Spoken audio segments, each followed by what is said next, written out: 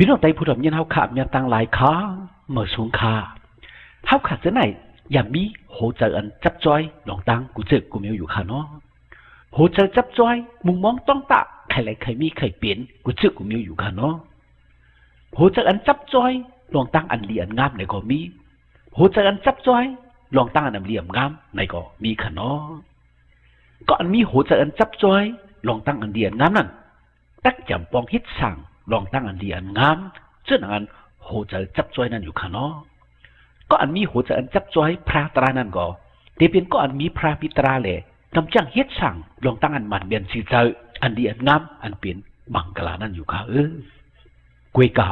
ก็อันมีโหเจออันจับจ้อยอันกูอันเกิกเช่นนั้นก็แต่เฮ็ดอันกูอันเกิกก็อันมีโหเจออันจับจ้อยอันให้หมึกเช่นนั้นก็แต่เฮ็ดอันให้หมึกจอมหนังโหเจอจับจ้อยนั่นกุนอย่าหมดจำปองเฮ็ดสั่งคัดเสือจูจ้าเฮ็ดจอมเจอหนังใจอันจับจ้อยนั่นอยู่ค่ะมันก็มีใจจับจ้อยเงินคำสิแลเฮ็ดอันนำเหลี่ยมงามอันให้หมึกเฮ็ดบุญเปียดแลลูกซุ่มก็เปิดเงินคำในก็มีค่ะเนาะก็อันมีใจอันจับจ้อยอกตาปิจีครึ่งเปิงล้อกี่ล้อกะสิแลแพทย์เปิ้นเหรียญเปิ้นกดเปิ้นงอเปิ้นลักเปิ้นโจรเปิ้นหิมเปิ้นหงเปิ้นเฮ็ดมึกเฮ็ดเรื่องต่อเปิ้นเฮ็ดอันอำตราหรือเปิ้นเฮ็ดบุญเปียดลงแลว่าลื่นสุดไหลลู่ไหลเหลียวไหลตกไหลซุ่มไหลคำตุกขะตังหยาบตังเผิดในก็เฮาคาไหลหันนำหน้าแต่ค่ะเนาะก็อันมีหัวใจอันจับจ้อยกามะตนากิเลสาซึ่งนั่นในก็เหล่ลาวยาเก่าไม่ยิงกุนใจอันนำเหลี่ยมงามแลเพราะว่าซุ่มกว่าไหลอกไหลอายไหลลู่ไหลเหลียวไหลเปลี่ยนย่อกะอันหน้าตั้งไข่ตั้งเปลี่ยนแล อาศักซุ่มกว่าวันในเฮาขายำได้หันมีนำหนาเด็กๆค่ะเนาะลองตั้งหูจะจับจอยอันจับแสงกันดังตัวกี่โลกันได้ปีตั้งเทียถพิษปึงแหละเปลี่ยนบุตรเปียดเสียวไหลลู่ไหลซุ่มอยู่ค่ะเนาะเป็นอันนี้กูนะแต่ค่ะนังหือเฮาขาเตรียมมีหูจะอันจับจอยอันกูอันเกิกอันหายอันเมือกอันเปลี่ยนบุตรเปียดเช่นนั้นจึงเตเลยเฮ็ดจึงหือเฮาขาหู้อยู่อำลีเฮาขาใครจุ้นใครเปะใครเปียดอยู่อันกูอันเกิกอันหายอันเมือกอำใครมีเนื้อหูจะเฮาขาเสียอิดวันในเสียตาก็ยังอำจุ้นอำเปะเปียดไหลยังอำเวียอำเปิงไหลแหละไหลเฮ็ดอยู่ติ๊กๆไหลจอมก็อยู่ติ๊กๆไหลเปลี่ยนอยู่ติ๊กๆไหลลู่ไหลซุ่มอยู่ติ๊กๆไหนก็ไหลหันอยู่ค่ะเนาะนังหือหูจะเฮาขาพอเตรียมมีตั้งอันจับจอยอันกูเกิดหายเมือกบุตรเปียดเช่นนั้นจึงมองพอมาพอเฮาขาคัดใจจูจ้าตูเจ้าเก่าอำไรค่ะเนาะเฮาขาลุพระเจ้าวิสุอันที่เฮ็ดให้หูจะเฮาขาเพิกเขามามุดจังมาสื่อต่อมาพระเจ้าวิสุเป็นพระอันมีตันโคเฮ็ดให้หูจะอันกูเกิดหายเมือกเสาซาหูจะนำมักดูพาหูจะกามาตนากิเลสฉะนั้นหายมุดสุดไว้ตึกแลพระเจ้าวิสุปันไดหูจะอันเมื่อจะเฉพาะอันเมื่ออาจังสาริกตาอันเมื่อตั้งเหตุตั้งสั่งตั้งกำตั้งจังตั้งแจมตั้งปองอันเมื่อตั้งสิ่งตั้งมุดอยู่ข้าก็อันเตยอยู่กันนะพระเจ้าวิสุนั้นเป็นกุนอันเกิดเมื่อในก็ตราเจ้าวิสุสั่งสอนสุ่งมาไว้อยู่ข้าพี่น้องเขาเว้ยพระพัฒน์กันนะจำได้ก็ว่าตาปีตรูผลตุ้เตี้ยมาหนึ่งข้อสีนั้นเขาขาดแต่เลยหันมีไว้ว่าก็เปิดลองตั้งซึ่งนั่นแหละ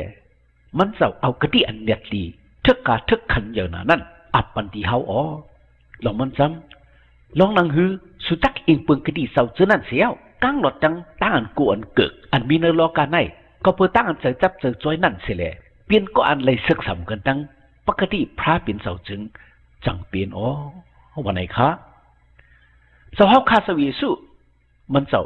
เฮ็ดเฮาขาไล่กังหลอดจังหูจะอันจับจ้อยอันกูอันเกิกอันมีเนื้อลอกาเลยมันเจ้าปันหูจะอันเหม่ออันเผือกอันขาวอันเสืออันยูอันเต็มไว้ตั้งดิ่มตั้งจุ่มตั้งซื้อตั้งหมุนตั้งเปี่ยวนั่นค่ะพี่น้องเขาเว้อาจารย์จะได้ตะกุนก่อนหนึ่งตั้งแจมตั้งปองกุนก่อนหนึ่งอันมีเนื้อหูจะอันจับจ้อยอันหายอันเบิกอันกูอันเกิกนั่นนั่นคือที่หายที่ไหวที่ตึกว่าที่อันมีนั่นจึงเอาเงินเสืออมไหล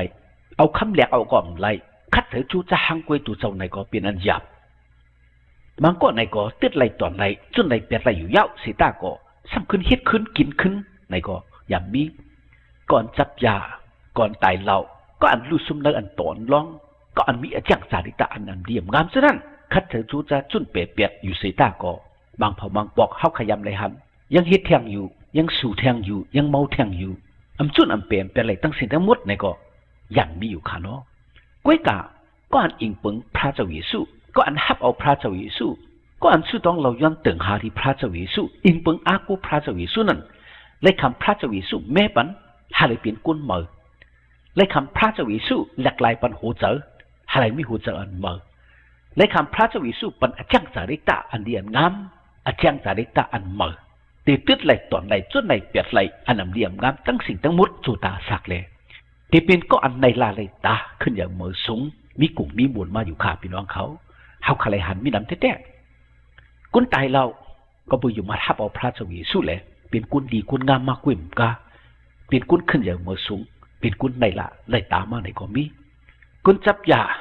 กุนลู่ลองต่อลองเท่านั้นในก็ไปอยู่มาทับเอาพระเจ้าวิสุเลยเป็นกุนเมื่อมาจนไหลตอนไหลเปียดไหลตั้งสีทั้งหมดเลย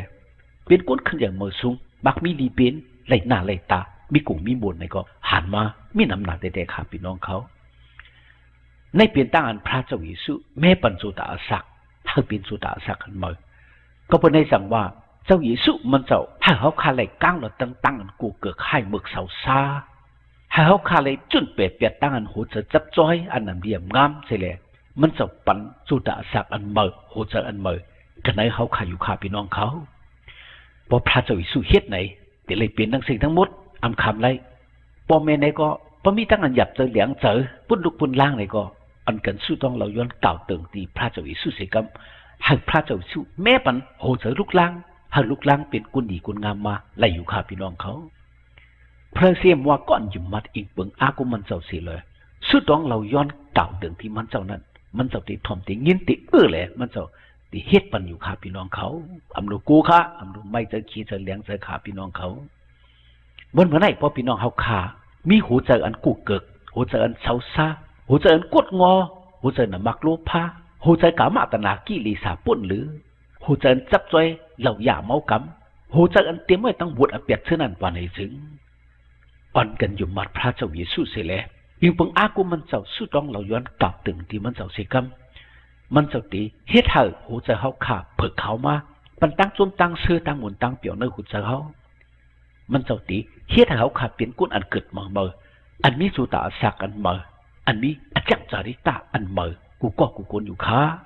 อ่อนกันอยู่มัดอิงเปิงอากูพระเจ้าเยซูแลสุดต้องเหล่าย้อนเก่าตึงที่มันเจ้าเสียกำบ่ได้หาเลยปานนี้ปันแฮงพี่น้องใดผู้รับยินเฮาค้าอีกหนึ่งค้า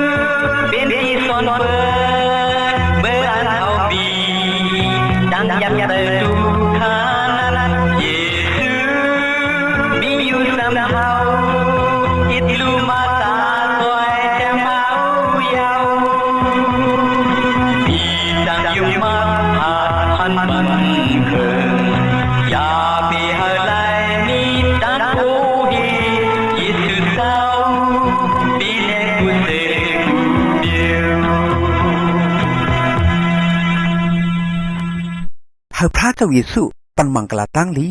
ให้พี่น้องไต้ผู้รับยินเอาเขาไล่มีตั้งกันอยู่ดีกินหวานกัดเย็นช้ำสากวาลีมาฮอดลอดเพอันเดรกูเจอกูมิวแหละให้เลยมีตั้งหนิมตั้งจมตั้งเสือตั้งมนตั้งเปียวกูเจ้าเหนือวันคำกูเมื่อกูวันตาเสียมถัดที่กำขา